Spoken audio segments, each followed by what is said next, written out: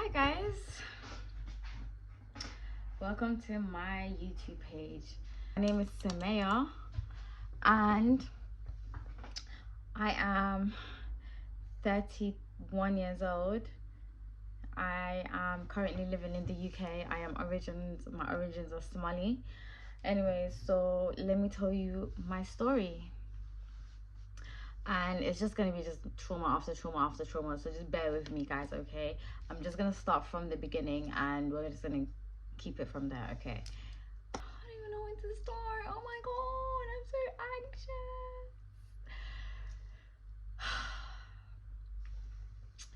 Like, do you know what it is? Like TikTok videos, I can actually just sit down and record. I'm not anxious or anything. But this is YouTube. This is big YouTube. It's a big platform. So I'm a bit anxious, guys. And it's my first video. So please bear with me, okay?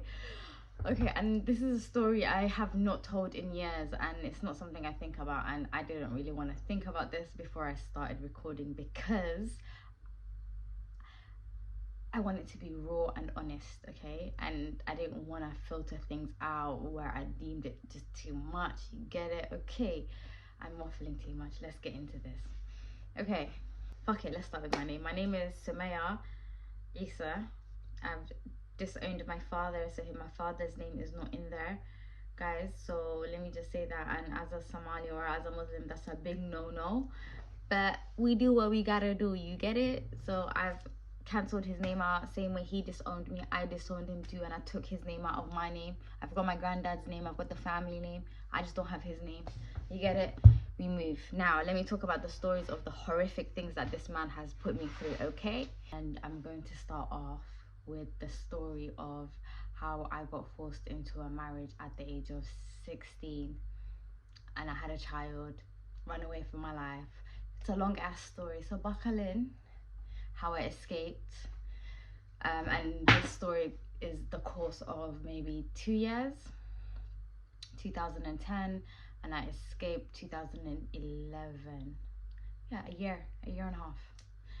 Anyways, my family moved, like my mom took us to Egypt, I think it was 2004, and that was because her mom lived there and she was like, oh, I haven't seen my mom in so long, like in 10 years I need to go see my mom. So she went and she needed to go see her mom, so she went and seen her mom in Egypt. Now it was a good summer, we enjoyed the summer, but by the end of the summer, we was only supposed to be there for the summer, but by the end of the summer my mom decided, oh my god, I love the culture, I love the family, I love the aspect, everything, fuck England, we're staying. Just like that, she's like, we're moving. And bro, I'll be honest, like I had trauma with moving. I hated moving because up until that point in my life, I've moved every single year of my life. Another city, another country, another city, another school, another area. Bro, I don't think I've been in the same area for 2 years in a row up until now. Anyways, we move. I moved to Egypt at the age of 11. Anyways, I was put into secondary school at that time. Like I did year 5, year 6 again. I did year 5, but I had to resit year 5 again because in Egypt it's a bit different, I think. I don't know. Did year 6, did year 7, and then about year 8 they were like, yeah, we're gonna need you to, no, I think I did year 8. Did I do year 8? I can't even remember. But anyways, what I'm trying to say is them motherfuckers put me in homeschooling. They've started homeschooling me because they were like, you're going crazy. But also these are the same people that started talking to me about marriage and marriage life as a girl, what you're supposed to do and what's expected of you from the age of 12. So think of it like this: from the age of 12 to 15, I've been groomed every single day. Every single woman around me, an older woman, like in the family, like, and I can name names if you don't want me to. Big names I can name. What I was trying to say is, like, older women around me in the area would sit me down. I don't know why specifically me, but not around the girls around my age. There were several other girls around my age. It's not like we were all being sat down to have the same talks, but because I had mental health issues and nobody really understood what was going on with me, they were like, yeah, tanqoqa haya. Like, who the fuck says that? Like, oh, at a 12-year-old age. Like, come on, you lot are not okay in the head now. And then you lot want to point the finger and say, bro. You think I go high. Now let's get back to this. At that age, from 12 to 15, 3 consecutive years, I was being told, hey, you might as well get married, Sumaia. You might as well do this, Sumaia. you might as well do that, Sumaia. Like, come on, like, how mad is that? From 12 to 15, and every single conversation I was like, nah, I just want to go to school, man. I just want to learn. I just want to be doing the things that my friends are doing. I just want to be doing the things the girls that are my age are doing. Like, how bad is that? Anyways, fast forward, I am 15 and shit is going tits up, and these lot had enough of the antics. Or was it my dad who had enough of the antics, and he was just like, yeah, no, Nina Kutaraya, but he didn't even say that. I don't even know if he had that conversation with my mom. He probably did, and my mom was against it, but he went behind my mom's back. He was like, oh, we're gonna go to Dubai, Smell, let's go to Dubai. And I was like, yeah, let's go to Dubai, man. It's my birthday, let's go celebrate. Prior to this though, my dad did have me contact a guy, and he was like, oh, have this, like, talk to this guy behind your mom's back, don't tell your mom about anything about this, and this is his email. I was down for it, bro. I went to Dubai. The guy got me like got me some shopping, some abayas, some makeup, some like little bits of bobs that I really wanted. And I got a brand new phone. I also got a brand new laptop at the time. And then after we went to Dubai, we was in Dubai for like maybe a week, and the guy goes like, yeah, guys, I got some business, man. Let's go Somalia. And these times me and my brother at the same, like me and my brother are with my dad. So he's like, oh, I've got to go Somalia, guys. Let's go Somalia. So we go to Somalia behind my mom's back, and my mom doesn't know this at this point. Anyways, we touch down in Somalia. Hoy finds out. Hoy kind of blows a casket, but because she do nothing. Anyways, she's not even in the country. We're in Somalia. Anyways. Now, as we're in Somalia, this guy was like, yeah, let's take you lot to school. He put us in school. He did this, he did that. And then, while this is going on, he's also kind of put me in contact with that same guy that he had me emailing. Okay? A guy that he had me emailing. He basically... he had me meet up with this guy, and I'm like, at this point, I don't want to do this. Like, I don't want to get married, dad. I just want to go back. I just want to be doing my GCSEs. Like, is that so bad? Like, come on. Like, I just want to finish my education. And the guy is like, nah, dua misa habar. Like, hadarab to dua, hadarab to habar, ninkan good. So, and I'm like, I don't want that, but like, I just want to go back to my education. No. Your mom's sick and tired of you. Who says like, yo, your mom's sick and tired of you? And also at the same time, he's also saying, if you want me to curse you, or if you want me to bless you, either way, like, you choose. So I'll bless you if you get married to this man, and I'll curse you disgustingly if you like go behind and like decide no. Anyways, like, I didn't even know, like, I wasn't even allowed to chat to my mom. And I just also thought my mom was with the things, because as soon as I spoke to her, she was just like, oh, Maraf Tasan. I was like, no, but I just gotta do what I gotta do, because this is what this guy is saying. But we didn't really have a conversation, to get. But what I'm trying to say, a little disclaimer, guys. Basically, my father is very manipulative, and he used to manipulate me against my mom and my mom against me. So he would always be in the middle, just like we wouldn't know the actual truth of what's actually going on, because he's lied so bad that he's manipulating the whole situation. So yeah, that was what's going on behind the scenes, and for you lot to understand what was going on. Man forced me into a marriage with a guy who is 9 years older than me. I just turned 15. I just turned 16 at the time, and the guy was 23, 24. How mad is that? Like, come on, think of it. Like, but like, absolutely. Anyways, 23, 24, 25, I don't know what the fuck. He was 9 years older than me. That's all I know. I don't even know what year he was fully on board. Anyways, now comes the maddest thing. My dad then sets up a whole wedding situation, and I don't even want to talk about it because it was so fucking traumatic. I didn't know a single person there. The only person I know there was another lady called Edo Sa'am. I didn't want to drop her name, and she was from Birmingham, and that's the only other person I knew. And she was kind of like pushing for the thing with my dad, saying, and so she was just kind of managing things from that kind of aspect. And apparently we're the same Qabil or something. Anyways, now fast forward, the wedding happens.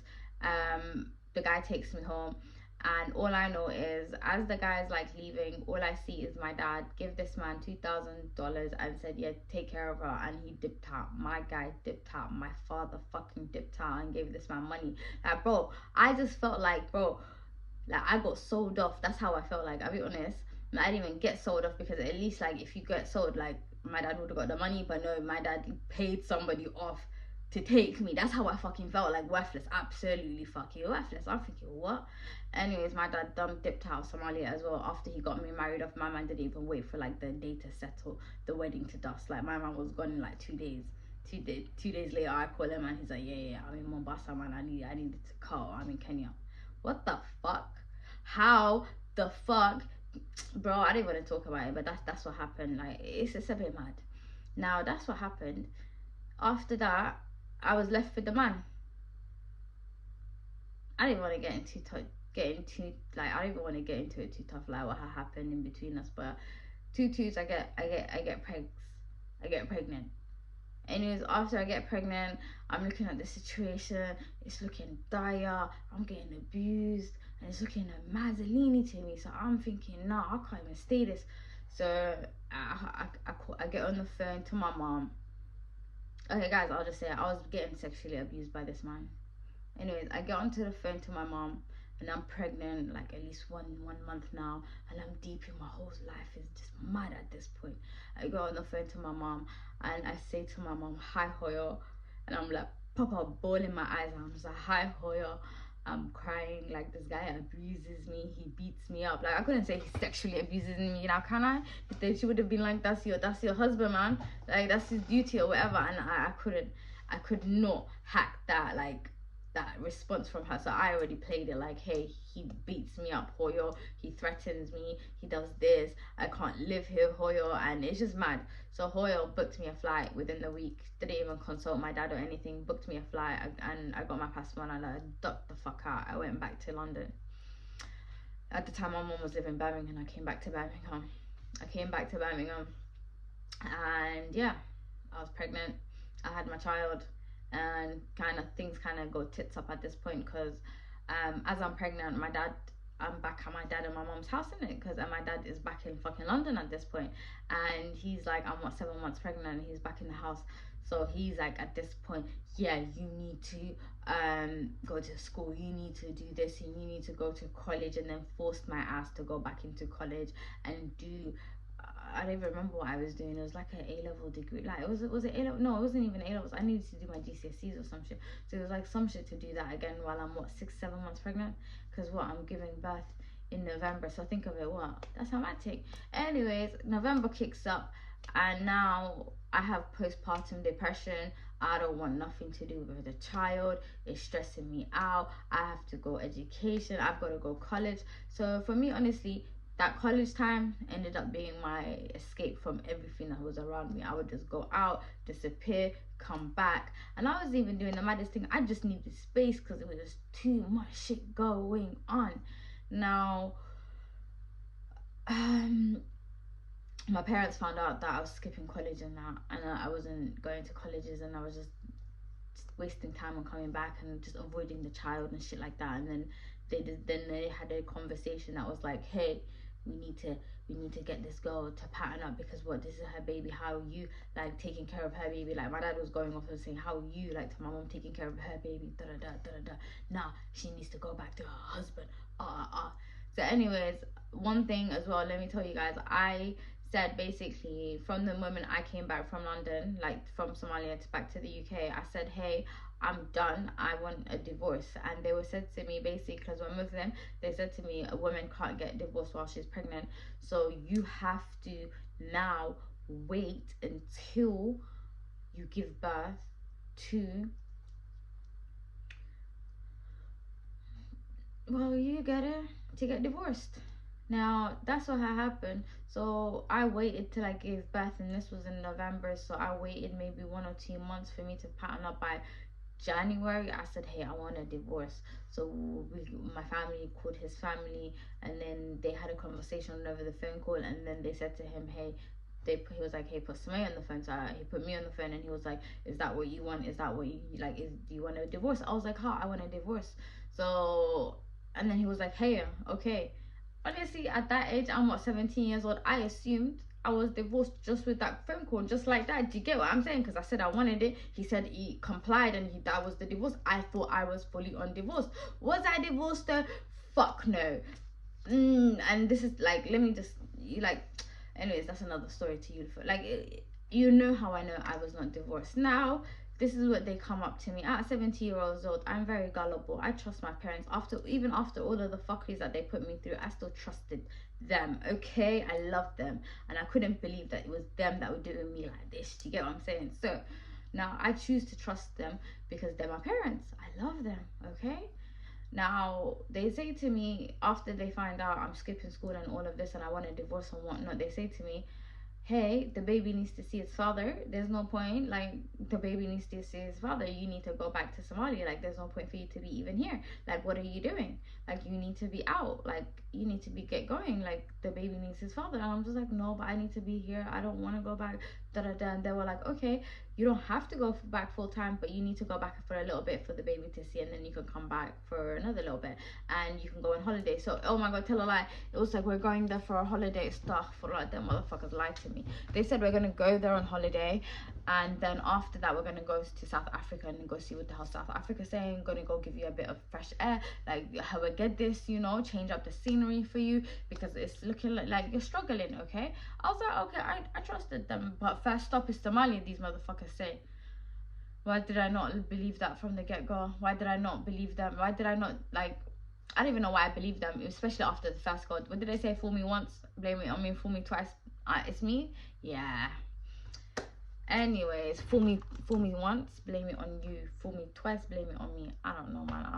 I'm speaking gibberish. I'm fully untied at this point, and it's getting a bit annoying. Okay.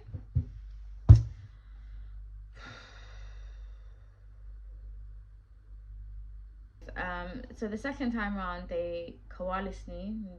They fucked my shit up, and I believed them, bro. They lied to me, and I believed them. And they were like, "Yeah, the baby needs to see his father, but we're gonna go Somalia first, and then we're gonna go South Africa from there, and just go see what's going on." Okay, I was like, "All right, I believe them, bro." I don't know why I believed them, but I believed them. We go to Somalia, Dubai, Somalia, and we're in Somalia now. Somalia. This is where shit goes left now. We come to Somalia and it's Bosaso. Bosaso gets really hot in the summer, like absolutely hot, like 40 degrees, 50 degrees. It's like Dubai. But Bosaso does not have the facilities that Dubai has. You get it? There's no air conditioning everywhere, and things just get a bit mad, and people can't stay in the city. And I had a baby at the time. Anyways, we get to Bosaso in like May. I think it was April, May or something at this point. And what was it? Feb. I think we get there for February, March, April. I was there for 3 months. Yeah, 3 months. I was there. We went there from February 2011. Yeah, February 2011. I went back to Somalia. Was there from February, March, April. I was all up in Bosaso. Coming up to the ending of April, coming up to the beginning of May, it was kind of getting really hot. And Lazim, oh no, not Lazim, Jamal, my son, subhanAllah, I'm getting the names mixed up. Jamal was getting heat rashes because it was too hot for him to stay up in Bosaso. So my mom looked at it and was like, hey, my dad, like, and her dad was there, Awoa was there. She was like, Awoa is in Bosaso right now and he's planning to catch a flight back to Dubai, and he's gonna go Saudi for Umrah. So I'm gonna stay, and his flight is next week. So I'm gonna stay until next week to pattern him up and make sure that he gets on his flight and he gets to go do his Umrah. And as soon as I do that, I'll come down to Garawa to you too. So she was sending me down to Garawa. And where is Garawa? Where my son's father lived at the time. And then they were like, yeah, you can stay at his family house, but as soon as like we get back, we're gonna get there. And they were like, they promised me like he wasn't gonna be at the family house. So I thought, okay, cool, if he's not gonna be at the family house and it's his mom and his sister, I don't mind staying with them for maybe a week until you come down, and then we get our own place. So that, I thought that was the plan. Lo and behold, that was not the plan. I get down to Bosas, I get down to Garawa, and although like even the trip down to Garawa was fucking hectic because we were stuck because there was it was a flood. There was a flood happening. The road was flooded, and we had to wait on the side of the road for it's already 6 hours to get there. It took us another plus 3-4 hours like for us to get from point A to point B. And it was so hectic. I am a 17-year-old at this point who has what, a 3-month-old child with her.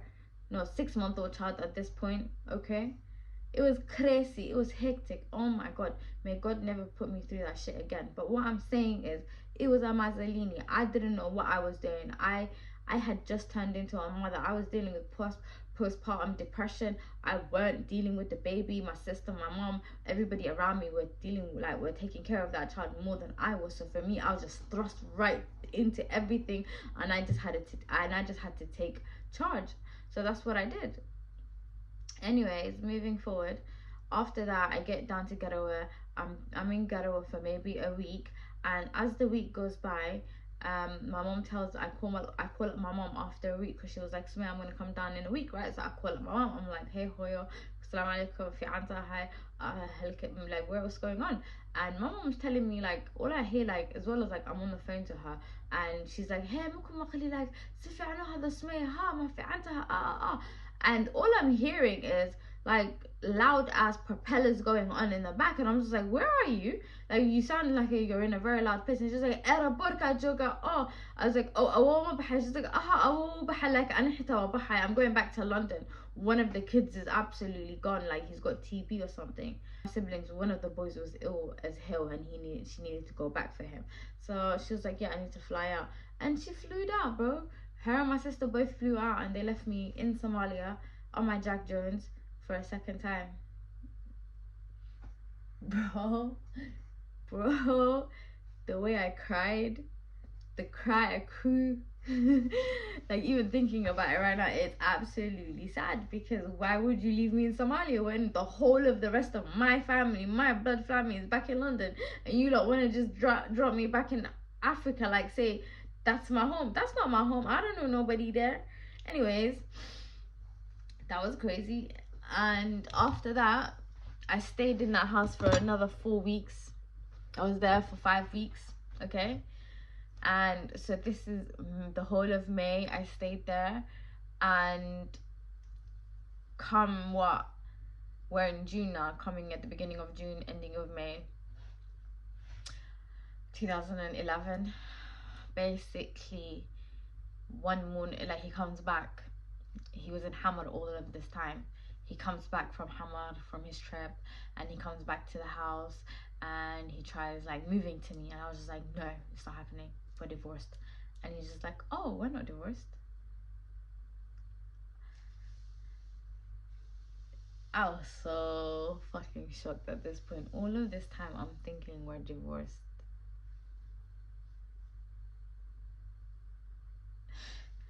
Bro, the way my heart dropped to the stomach, and he tried to sleep with me, and I was like, no. And there was no other place for me to even sleep. So what did I do? I put the baby in between us, and I was like, yeah, I'm not having no sex with no baby in between me and you damn right. Anyways, he was getting a bit salty. I don't know what it was. Now all I know is, while I was there, in the 4 weeks that I was there, my mom got me a job at a nursery at one of her best friends, like, that she grew up with, lived there. So she had a nursery, so she got me this job at the nursery where I would like teach English to the little kids, and that was what I used to keep myself busy with. And his mom used to take care of my son in the time frame that I used to go to work. So just something to keep me busy and up out of the house, just so that I don't go crazy. Anyway, so while that is happening, he came back in it. So what, I think it was like, I don't even think he was back for 2-3 days. On the 3rd day or something, he comes back in, and he wakes up in the morning, and he just bugs out on me, and he's just like, what are you doing?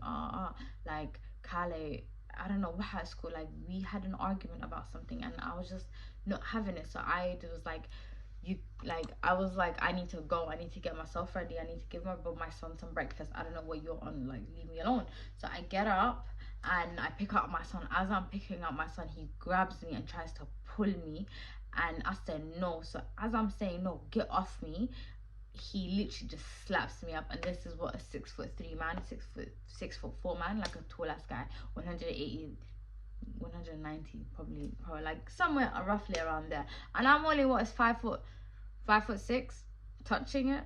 barely. Anyways, now and I've got my son on my hip at this point, and I just got shocked because I'm thinking, what, you're hitting me while I've got my baby on my hip? Like, you're going mad. Like, this is going crazy. Like, I did not sign up for this shit. So as I'm doing this and I'm kind of horrified, I literally left the baby, and his mom kind of saw what was going on, and she kicked him out of the house. And after she kicked him out of the house, I got dressed and I went to work. And after, when I got like on my way to work, I called up my cousin. And I said to her, hey sis, this is what's going on. The guy put like he put his hands on me this morning, and with the baby on my hip, I don't think I can stay there anymore. This is just too much for me. I can't deal. So she was like, come to my house and we're gonna deal with it from there. So we went to her house, and we called up my mom and we called up my father. They didn't pick up my phone calls. As per usual, they've always aired my life. But anyways, as per usual, they didn't pick up the phone calls. We called them a few different times. They didn't pick up again. So we called up her father. Her father is my dad's cousin. So we called up her father and we told her that, hey, Adar, this is IseeSumaia, and I don't feel comfortable staying there. So Adar was like,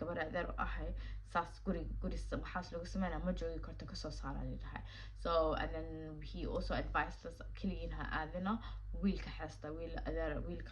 cousin kina choga wa'ala. So we called up our cousin. We had a car, and as we called him up, hey, this is the address. And me and my cousin ended up getting dressed, and no, she got dressed, and we ended up coming out to where we were staying. His mom and the family house was where I was staying. As I come out there to sit down and have I came back in, and I'm kind of like, I was a bit suspicious, I guess, because I went straight into my room, packed me and my baby stuff real quick, and I didn't even we didn't unpack, but whatever I had unpacked, I packed it back up real quick, and I got my stuff. And as we're coming out of the room, the mom must have seen us like acting suspicious, called her son. So as we come out of the bedroom, and we literally just come straight out of the bedroom, come through the house, come through the there's like a little outside, like a front garden type of thing. So as we come out through that, and then we come out through the actual gate of the property, we come outside, and the Edo goes like, oh, what are you guys doing? Where are you guys going with the baby and stuff? And as she's asking us from behind, we see, like, from across the road, we see our cousin just driving down with a 4x4 like Land Cruiser, like a 4x4 Range Rover type of thing. And we also see from the side road this like little white car just like also zooming, like proper speeding, absolutely speeding down the road. And I'm thinking, oh my god, like I look at my cousin, and I had my baby on my hip, so I gave her the baby, and I said, oh my god, girl, whatever you do, take care of him, like. And then as soon as I gave her the baby, the guy came flying out of the car. Didn't even wait for the car to stop. He flew out of that car, and he literally fly kicked me, like put a sabahad with me, fly kicked me, and my head went straight into the ground, and it got hit by the ground, and I lost consciousness. Personally speaking, I don't remember what happened. All I know is I woke up to him and my cousin like pulling and fighting over my baby. So I get myself up, and I literally charge at them, and I start fighting him, and I fighting him. As I'm fighting him, the baby is still like, I don't even know what the fuck happens. All I know is it was a bit crazy. It was a bit mad. I got beat the fuck out of. This guy was swearing at me. At some point, him and his, I don't know who it was, another guy decided to pick me up. And then this whole commotion is happening in main roads, outside. Everybody can see, and it's going crazy. Neighbors are getting involved, people are getting involved, but also nobody's getting involved at the same time. Nobody's stopping what's happening. Everybody's just sat there watching. Oh my god, oh my god. So I think it was his friend or something that came in and then decided to pick me up and then drag me into the property. As this is happening, I can also see that they have their baby inside the property, and his mom has their baby, and he's trying to take the baby off of his mom, and he ends up hitting his mom, slaps his mom across the face, and it was just a whole mazalini. And I'm just thinking, damn, that's the kind of man you are. I'm not trying to get back into this house. So I'm fighting all of my might to not get back into this property. And I can't, because two people are like, literally, I've got like two people holding both of my hands and both of my legs and then trying to pick me up. My cousin decided, because she couldn't even do anything else, that she ended up just coming and sitting on my stomach, so that it was heavier for both of the, like, so nobody could actually pick us up because of the heaviness. It was so hectic and it was just crazy. At some point they were like, go into this house. I said, I'm not going into this fucking house anymore. A neighbor kind of got a bit I don't know, he felt sorry for me or something. He decided to then, hey, he was like, come into my house. And he was like the neighbor opposite, so we went into his house. So me, my cousin went into his house. My parents got called. They finally pick up, run to me now. It was just into a whole situation. They didn't believe that this man beat my ass up and all of this happened, although my cousin was there to tell them, and I'm there crying my eyes out, telling them, hey, this is what he did to me. My cousin saw. It was just like a whole crazy thing, where at that point they said to me, they gave me two options, and the two options were, hey, you can leave your child and you can go by yourself, or if you want your child, you have to go back into that house. You can't leave with your child. Like, how sad was that for them to do that to me? And wait, they learn and then and honestly, like, I just didn't feel comfortable going back into a house where a guy literally slapped up his mum. What the fuck would he do to me? Do you get what I'm saying? And he just beat the fuck out of me out on maids for everybody to see. Bro, I just felt like, no, if I go back into that house, I'm gonna die. That's how I felt. Yeah, I'm going if I go back into that house, I cannot. And that's what I did. I did not go back into the house. I went with my cousin. I said, I'm not going back there. And I left my baby. It's not something I regret, because I don't think I would have been here.